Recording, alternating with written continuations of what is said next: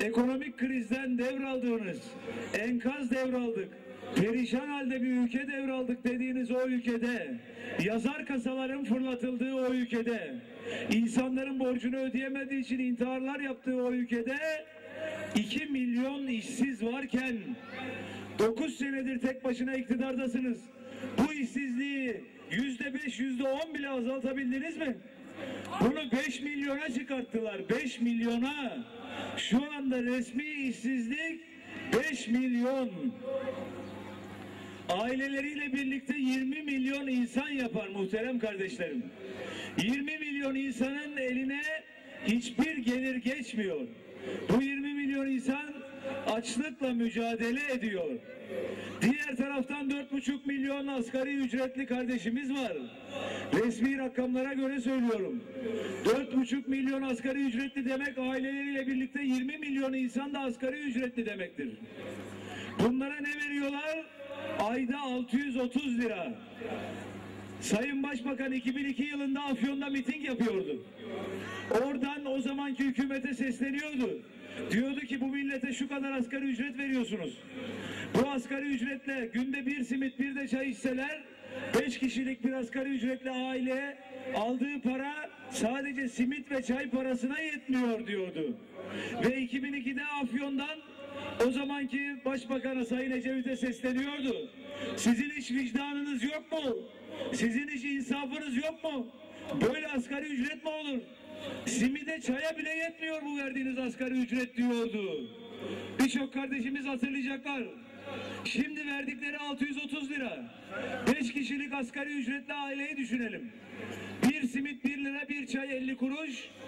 3 öğünde 5 kişi 22,5 lira simit ve çay parası veriyor. 30 günde ne yapar muhterem kardeşlerim? 675 lira. 630 lira asgari ücret alıyor. Simit ve çay parasına bile bu asgari ücret yetmiyor. 20 milyon insan bu durumda. Şimdi bize de gayet doğal olarak Sayın Başbakan'a buradan Korkut elinden seslenme hakkı doğuyor. Ey Sayın Başbakan, bu asgari ücret de neyin nesi? Bir simide bir çaya bile yetmiyor. Sizin hiç vicdanınız yok mu? Sizin hiç insafınız yok mu? Bu mu sizin adaletiniz? Bu mu sizin kalkınmanız? 20 milyon memleket evladının parası ayda sadece bir simitle bir çaya bile yetmiyor. İşte bunların adaleti, işte bunların kalkınması bu. 20 milyon asgari ücretli, 20 milyon işsiz, 40 milyon insan. Bu milletin yarıdan fazlası açlıktan, işsizlikten, fakirlikten muzdarip bir şekilde yaşam mücadelesi veriyor. Bu 40 milyon insanın problemini çözmeden istediğiniz kadar çılgın proje yapın. İsterseniz uzaya çıkın, uzay mekiği yapın. Gene de bu işi halletmiş sayılmazsınız. 40 milyon insan. Diğer taraftan ne yaptılar? 9 senelik tek başına iktidarlarında 400 milyar dolardan fazla borç aldılar. Yani eski parayla 600 katrilyon muhterem kardeşlerim. Yani 40 tane çılgın proje yapacak kadar borç aldılar 9 senede. 300 milyar dolardan fazla faiz ödediler. 300 milyar dolar 500 katrilyon lira. Yani 30 tane o söyledikleri çılgın projeden yapılabilir. 9 senede ödedikleri faizle sadece. Bir günde 120 trilyon lira faiz ödüyorlar. Bir saatte 5 trilyon lira faiz ödüyorlar. Bundan bize ne, bunu devlet ödüyor bir şekilde demeyin. Bunu aslında Korkuteliler olarak, Antalyalılar olarak siz ödüyorsunuz. Sizin mazot alırken verdiğiniz vergiyle, sizin ödediğiniz vergilerle bu faizler ödeniyor. Dolayısıyla bu saatte 5 trilyon lira faizi sizler ödüyorsunuz, milletimiz ödüyor. 9 senede bu millete yaptıkları toplam sosyal hizmetin tutarı 40 milyar dolar civarında.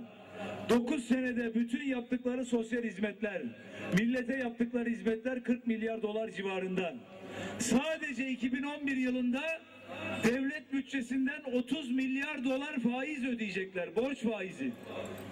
9 senede varımızı yoğumuzu satarak elde ettikleri bütün gelir, Tüpraş'ı, Türk Telekom'u, Petkim'i, toprakları, orman arazilerini, Kardemir demir çeliği satarak elde ettikleri bütün gelir 40 milyar dolar bile etmiyor. Bir senede bütçeden ödedikleri borç faizi 30 milyar dolar. 9 senede bu milletin varını yoğunu ne aklınıza geliyorsa satmışlar. Elde ettikleri para bir senelik borç faizlerine ancak yetiyor. İşte bunların 9 senelik tek başına iktidarı bu. Merhum liderimizin dediği gibi bunların hali evin halısını, kilimini, televizyonunu satıp kumar borcu ödemeye çalışan hayırsız evlatların haline benziyor. Bu hayırsız evlatlardan bu millete hayır gelmez.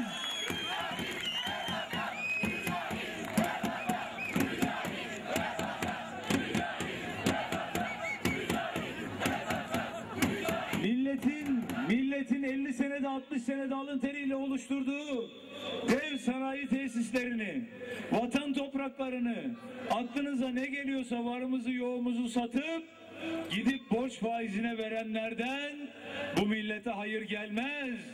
Bizim milli görüş olarak, Saadet Partisi olarak yaptıklarımız yapacaklarımızın teminatı. Bunların da sattıkları satacaklarının teminatı. İşte bunların sloganı bu. Bugün Türkiye'de hayvancılık yapamazsınız.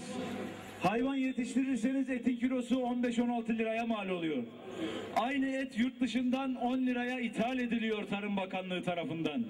Bu şartlar altında hayvancılık yapmanız, et üretmeniz mümkün değil. Bugün Türkiye'de tarım yapamazsınız, çiftçilik yapamazsınız. Dünyanın en pahalı mazotu satılıyor. Dünyanın en büyük kotaları konuluyor IMF emriyle Türkiye'de köylüler, çiftçiler gelişmesin diye. İstediğinizi ekemezsiniz, üretemezsiniz. Üretseniz de para etmez. Bugün Türkiye'de süt üretemezsiniz. Sütün litresi 60 kuruş, 70 kuruş. Allah'ın böylesine bolca verdiği nimeti olan